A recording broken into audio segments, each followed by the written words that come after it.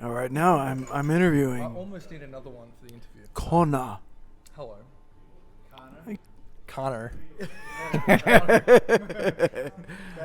right. Yeah, let's First, let's set some context.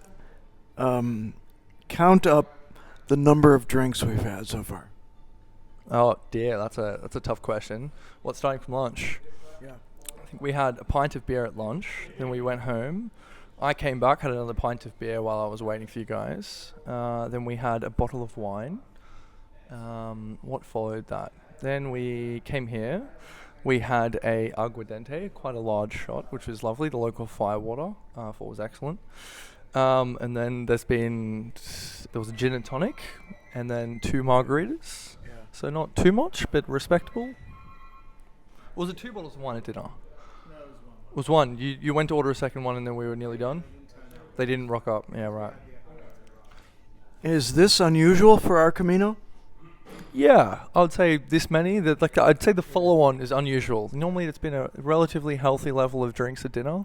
Which is number 4 to 6? I would say normally it's a beer followed by perhaps a shared bottle of wine. That's a pretty healthy level, I think. Yeah. Excellent. So when you first got the invite from Grant to do a Camino with this other guy you didn't know, tell me about your reaction.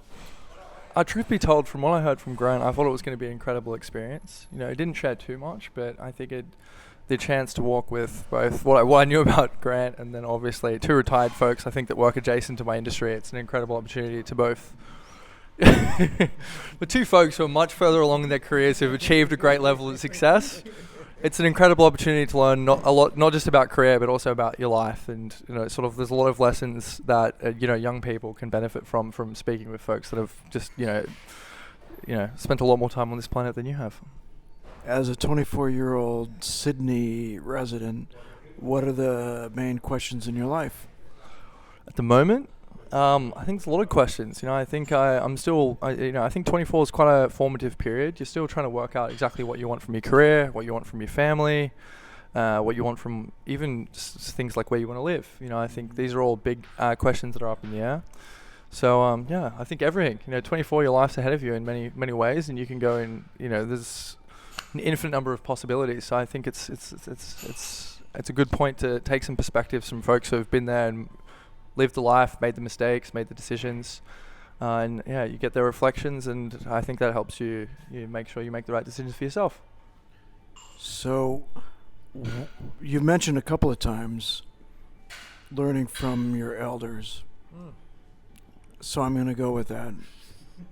I was going to go somewhere else, but I'm going to go with that. Oh, you can go somewhere else. Hey, I've learned on this trip that if your mind is wandering, it's best to let it wander and see where it ends up. Normally, it's going to put a smile on the rest of our faces, and it's going to lead to a very engaging discussion. So I'm willing to go there if you want. If you want to throw me off the deep end. We're going to go. You encountered 2 men who are at the other side of what you're beginning, and you're going to take away something from us to your life. 2 guys from, that different parts of the world and have wanted to impart some wisdom and remain open to be treasure chests that you can dip into. What are you taking away? I'll keep this one simple. I think, there was a wealth of things like little nuggets from different career aspects and stories and things that I think are very applicable to me, but perhaps I'm not going to go into detail of. But some of the big ones, I kind of got to cheat a little bit and ask this question. I think Grant's answer of sort of don't take yourself too seriously and have a good time with life, and sort of hold no regrets and just, live life as you are. I think that's a really good lesson. And Jay, your sort of openness and your spirituality and how connected you are to yourself, certainly at least over our journey, and how candid you've been, I think is also really inspiring in sort of being who you are. And as a young person that's still probably trying to work that out for themselves, I think that's really inspiring. So, you said candid. Are you thinking about when I was bending over the wall? The amount of people that said that they weren't going to do something because, oh goodness, now you have to ask me the questions. Yeah, Connor said he didn't get to say with the practical things that you can lean on. That wasn't a request, Jay, but no, okay. But this is real. This is what people love. Unscripted. Okay, I took some notes this morning after Jay said he might ask us a similar sort of question, so I'm gonna I'm gonna reference those a little bit. I think the first one, and this is perhaps the biggest one, spending 2 weeks with people, or depending on how long your walk is, one of the most important things is walking with good people that you enjoy and you have similar sort of characteristics with. I think if you find people to be frustrating by day 3, you're going to be so willing to rip their hair off. And if you have to share a room with them, and things compound over time. So if you don't walk with people that are interesting to you and also very friendly and open to the world, you're going to have a hard time. But did you ever have a choice? I mean, did you ever have a choice? I think I had some choice. Everyone's got agency in their life, Jay. So yeah, I think I did. I could have said no. Okay, another tip 2. Get the structure right, but hold it loosely. So I was very grateful that my godfather, the godfather as we so affectionately call him. Daddy. Yeah, put in all of the legwork and the hard work up front to structure the actual places we're going to stay. But then I think within that we were super open towards different types of dinners. We met people. We went to average restaurants and average bars, and we went to some really nice places, and we were willing to sort of just go where the energy of the day took us. Wow, you prepared. I did, yeah. Another one, walk your own walk, but within the group.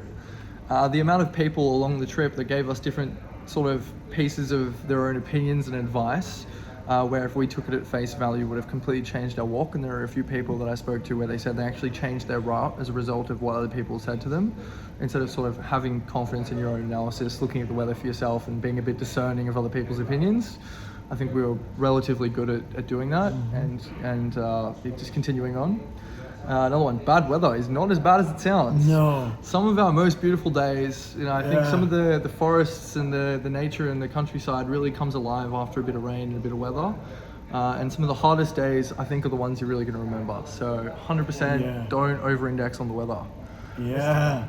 I think another one, go in with no expectations and be willing to be surprised. So don't go in thinking you're going to change your life, and also don't go in thinking that you're not going to learn anything. I think just go in with an open mind on the types of lessons you could learn, and be willing to meet the people that you see on the way and just sort of see what happens. I think if you have too much of a plan around it, it doesn't work too well. Final emotional one, share your story and don't be afraid to ask for help when you need it. Sometimes you might have a blister, there might be something wrong. Be willing to talk to the people around you and tell them a bit about your story. You never know the connections you'll make, and also some of the things where they might share something with you or share a tip and a trick that you probably you wouldn't have thought of yourself, and vice versa. I think always be willing to sort of throw in and help a hand, offer a helping hand when someone else needs some things. I've got some practical tips now. Really? Emotional behavioural ones. Okay. Waterproof layer. A few waterproof bags. So I took Ziploc bags, as well as Grant so gracefully had an extra Osprey waterproof inner liner, but even rubbish bags and things like that will help. A bit of rain. As much as I said we love the rain, if your clothes get wet, that will not be fun. Luca tape and wool. Just put some wool between your toes or on blisters and a bit of tape over them. It'll prevent a whole class of issues that you didn't need to deal with. So just take my word on that one. This is one thing that I did that I don't think either of my comrades did. More underwear and pairs of socks than you think is necessary. Always having a clean pair of socks and a clean pair of underwear that is in surplus to what you actually need always pays dividends, and not needing to go and use I would rather always be in excess than in a deficit. That's a tip from me. And also, this is one blunder that I made epically that Jay and Grant did not, is I did not bring any sandals or anything to change into after a long day. So there's nothing worse than when you are facing the short walk to the pub and your 2 friends are in their comfy sandals and you have to put back on your hiking boots. I would bring some comfy shoes.